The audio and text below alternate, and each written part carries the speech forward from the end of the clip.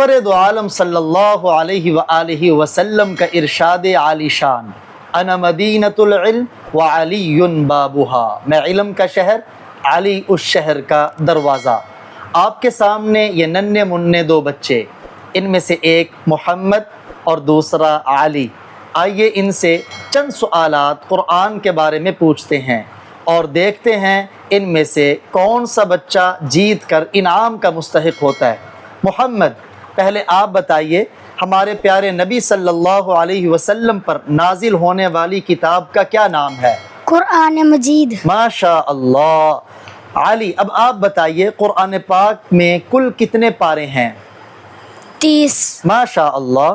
محمد، قرآن پاک میں کل کتنی صورتیں ہیں؟ قرآن پاک میں کل 114 صورتیں ہیں۔ ماشاء اللہ۔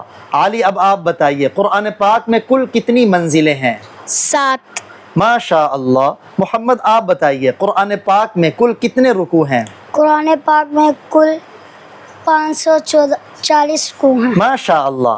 علی، اب آپ بتائیے قرآن پاک کی کل کتنی آیات ہیں؟ 6206۔ جی محمد، آپ بتائیے۔ 6236۔ ماشاء اللہ۔ محمد، آپ پھر بتائیں قرآن پاک کی سب سے بڑی سورت کون سی ہے؟ قرآن مجید کی سب سے بڑی سورت سورۃ البقرہ ہے۔ ماشاء اللہ۔